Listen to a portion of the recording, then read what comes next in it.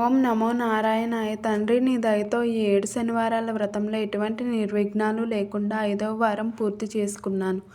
ఈ వ్రతంలో భాగంగా మీతో ఒక చిన్న కథను షేర్ చేసుకోవాలనుకుంటున్నాను. అదేంటంటే పూర్వం తిరుపతి దగ్గరలో ఒక చిన్న పల్లెలో కుండలు చేసుకునే కుమ్మరివాడు నివసిస్తూ ఉండేవాడు. ఆ కుండల్ని చేస్తే తప్ప అతని కుటుంబాన్ని పోషించుకోలేని స్థితిలో ఆయన ఉండేవాడు. అలాగే రోజు కుండలను చేసుకుంటూ తన చేతిలో మిగిలిన మట్టితో పువ్వులను చేసి స్వామివారిపై పడేటట్టు నేర్పుగా విసిరేవాడు. అలా తను మనస్సులో తండ్రిని రోజు స్మరించుకుంటూ తన పని తాను చేసుకుంటూ ఉండేవాడు.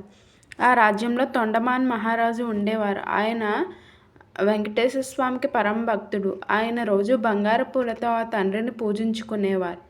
కానీ ఆ బంగారు పూల స్థానంలో రోజు సన్నిధానంలో వచ్చి చూసేసరికి మట్టి పూలే ఆ రాజుగారికి దర్శనమిస్తూ ఉండేవి.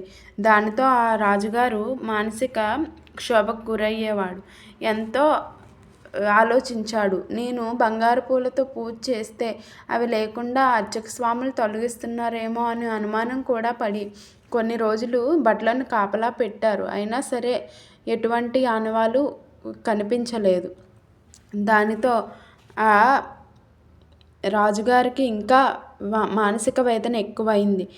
తర్వాత ఒకరోజు కల్లో ఆ స్వామివారు కనిపించి నువ్వు పూజ చేసిన బంగారు పువ్వుల స్థానంలో ఆ మట్టి పూలు ఉండడానికి కారణం ఏంటంటే ఈ పల్లె దగ్గరలో కుమ్మరివాడు ఉన్నాడు.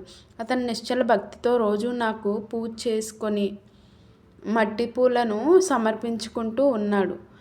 ఆ భక్తికి నేను పరవశున్నై రోజు ఆ మట్టి పూలనే నా పాదాల వద్ద ఉండేలా చేశాను. నన్ను పూజించుకోవాలంటే భక్తి ఒకటే ఉంటే చాలు, ఆడంబరాలు నాకు అవసరం లేదు అని ఆ తండ్రి చెప్పారు. ఇది మనకు ఎలా అర్థమవుతుందంటే ఆ తండ్రిని మనకున్న దాంట్లో భక్తి మంచిగా ఉంచుకొని పూజించాలి. ఆ తర్వాత స్వామివారు ఏం చెప్పారంటే ఆ కుమ్మరివాడు చాలా గొప్పవాడు, నీకన్నా గొప్ప భక్తుడు అనేసి స్వామివారు సెలవు ఇచ్చారు.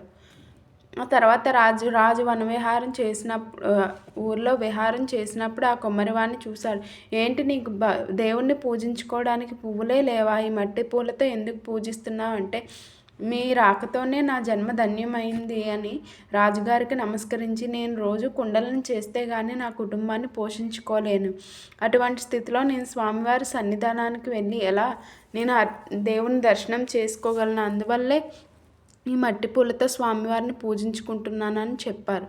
కొన్ని రోజులకు కుమ్మరివాడు కాలం చేశాడు. స్వామివారు రాజు కలలో కనిపించి, నాకు రోజు మట్టి పాత్రలోనే ప్రసాదాన్ని నివేదించాలి అని ఆ రాజుకి కలలో చెప్పారు. ఇంకా అప్పటి నుంచి సన్నిధానంలో తండ్రికి ఎప్పుడు మట్టి పాత్రలోనే నివేదన జరుగుతుంది.